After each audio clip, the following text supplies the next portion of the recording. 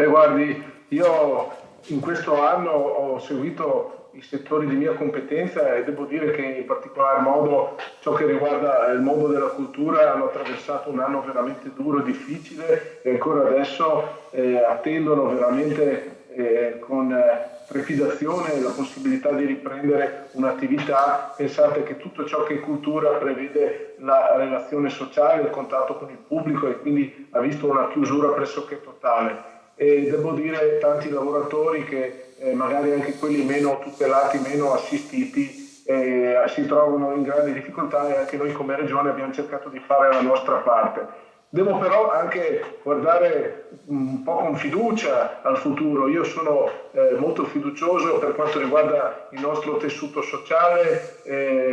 e soprattutto la nostra capacità imprenditoriale. Come Veneto abbiamo sempre dimostrato che nei momenti difficili comunque vi sono delle energie positive che ci hanno fatto superare le criticità e quindi penso che il nostro ruolo in questo momento sia quello di lavorare in modo serio e approfondito per risolvere il problema sanitario, per aiutare chi deve attraversare questa fase difficile, per guardare invece al futuro con poche regole chiare e con la capacità di investire bene le risorse che ci sono messe a disposizione. Quindi semplificazione, come è stato detto, investimenti mirati nelle infrastrutture, investimenti produttivi, investimenti al servizio del sistema economico e non assistenziali, come purtroppo abbiamo visto recentemente, e lasciare lavorare la nostra gente, lasciare liberare le energie del nostro sistema imprenditoriale, culturale, sociale, che ci sono e hanno bisogno solamente di trovare le condizioni per potersi esprimere e la sicurezza per poterlo fare da un punto di vista sanitario e da un punto di vista sociale. Quindi la politica può fare molto bene se fa il giusto, se fa il suo ruolo.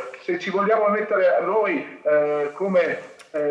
politici o come sistema politico a individuare le priorità, a individuare i momenti di intervento in modo puntiglioso e con dei criteri che sono legati al passato, rischiamo di non essere al passo coi tempi. Sono Invece assolutamente. dobbiamo liberare le energie che ci sono e guardare al futuro per quello che sarà comunque un mondo nuovo che ci aspetta. Perché questa esperienza cambierà i paradigmi che abbiamo avuto nel passato, ma la strada che ci aspetta la faremo con le forze che abbiamo sempre dimostrato di avere come comunità.